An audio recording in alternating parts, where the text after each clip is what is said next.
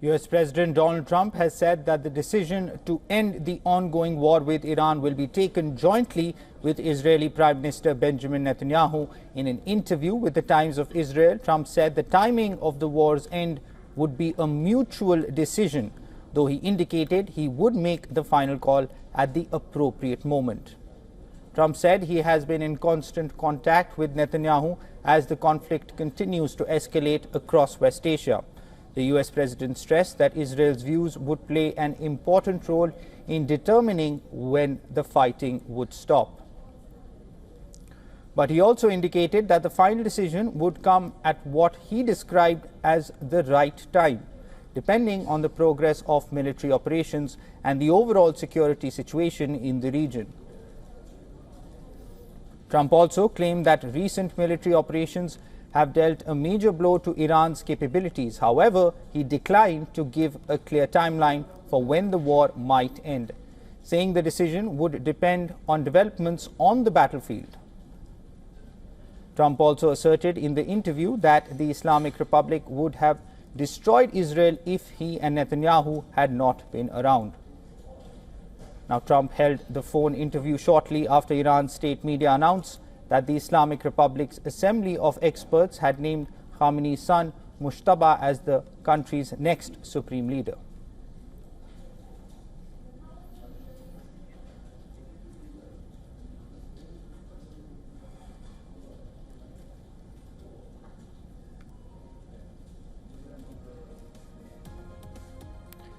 Now, to discuss more on this, from Jerusalem, we are now being joined by Israeli journalist Josh Hazen.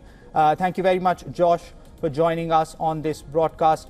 Now, US President Donald Trump says it will be a mutual decision to decide when the war ends with Israeli Prime Minister Benjamin Netanyahu. Now, what exactly does that mean for the duration of the war? Good morning to you. Thanks for having me. Yeah, I think that the decision has to be in consultation with Prime Minister Netanyahu. I mean, Israel here is on the front lines, and we've sustained many missile strikes over the last, now it's been 10 days or so. So people say that Israel is the largest U.S. aircraft carrier here in the Middle East when the U.S. interests are in mind. So it's absolutely important that both leaders coordinate that decision. I think it's a little too premature now at this juncture to talk about the end to the war. The U.S. and Israel both stating that the objectives must be met, which include the removal of the mullahs in Iran and Tehran. This leadership has to go. This extremist leadership that is the biggest sponsor of world terrorism. Even if it's the son of Khamenei, he cannot stay on, I believe. And I think the President of the United States recognizes that, referring to him as a lightweight. On the other hand, the U.S. has put sanctions on this individual in the past. So I think the U.S. and Israel both know what we're dealing with, and he'll have to be dealt with accordingly. Now, Josh, I'll have to counter you there. Now, you mentioned the objectives of the war that were set out by the U.S. and Israel before the attacks took place, and the reason for those attacks. They were given the regime change, and Netanyahu said that there would have been the possibility of a nuclear war. But if the attacks hadn't happened. But so far, it must be said, Josh, that the political and nuclear programs of Iran remain quite the same. So what exactly have the U.S. and Israel achieved so far? Well, so far, I mean, Israel and the U.S. have struck at the ballistic missiles program of Iran. That's number one. Hopefully, they'll take care of all the launchers, and very, very soon in the upcoming days, we will not have any more missile strikes here in the state of Israel. And secondly, of course, Israel, the United States and Israel, both last June, dealt a serious blow to the Iranian nuclear program. Now, Iran has been working to reinstall the program, to enrich the uranium. That all has to go. The president was extremely clear. This is about the nuclear program.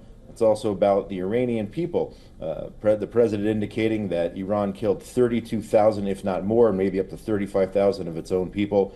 The regime has to go at the end of the day. It's a threat not only to Israel, it's a threat to India, it's a threat to the United States, it's a threat to the entire Western world. And I think this war is going to progress until that regime is gone. It's amazing. 2.5 years ago, Israel was attacked brutally by Hamas on October the 7th, 2023.